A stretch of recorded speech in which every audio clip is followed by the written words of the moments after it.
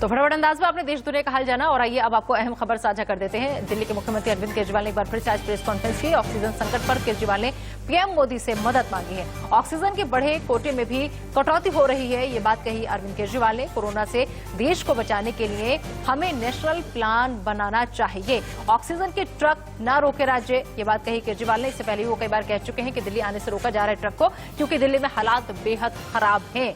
ये चिंता जाहिर करते नजर आए दिल्ली के मुख्यमंत्री अरविंद केजरीवाल। एक बार फिर से प्रधानमंत्री मोदी से मदद मांगी है दिल्ली के सीएम अरविंद केजरीवाल ने। कि केंद्र सरकार ने दिल्ली का ऑक्सीजन का कोटा बढ़ा दिया है, लेकिन सर मैं आपसे हाथ जोड़ के प्रार्थना करता हूं कि इस बढ़े हुए ऑक्सीजन के कोटे को दिल्ली तक पहुंचाने में हमारी मदद करें।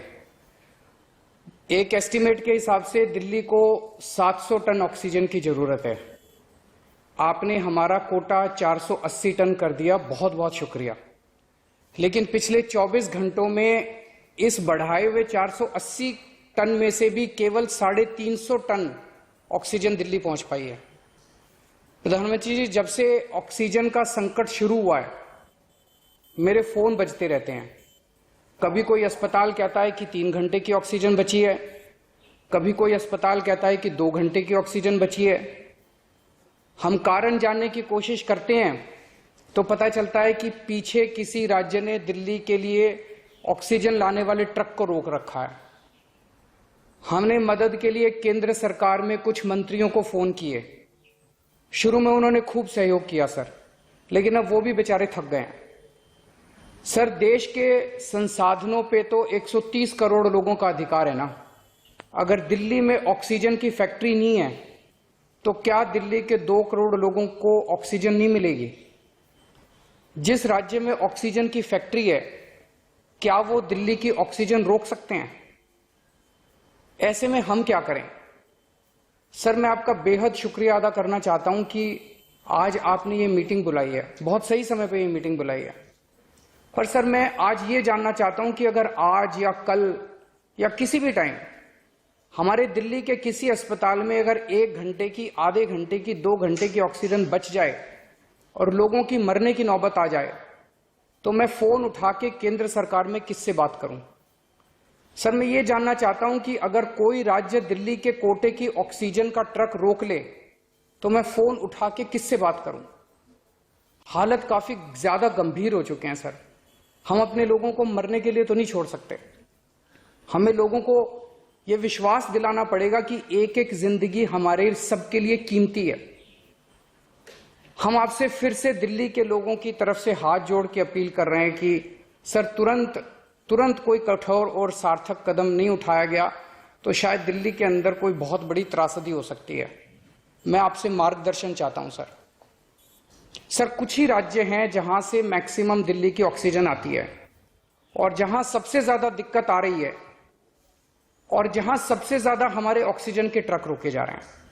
मेरी आपसे विनती है, अगर आप उन राज्यों के मुख्यमंत्री को एक बार बोल दें, फोन कर दें कि हमारे ऑक्सीजन के ट्रक ना रोकें, तो दिल्ली के लोगों को ऑक्सीजन मिल जाएगी।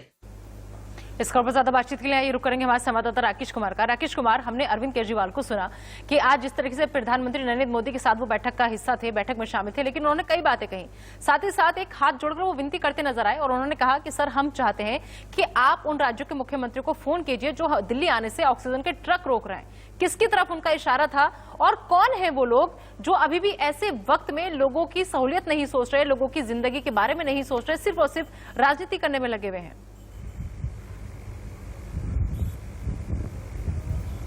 देखिए, साफ तौर पे जिस तरह से ऑक्सीजन संकट जिस तरह से गहराता जा रहा है और दिल्ली में आपने गंगाराम अस्पताल में जो देखा, जो वाकया देखा, वो अपने आप में आंख खोलने वाला है। रही बात कि आखिरकार दिल्ली सरकार के निशाने पर कौन सरकार है, पहला हरियाणा, दूसरा उत्तर प्रदेश।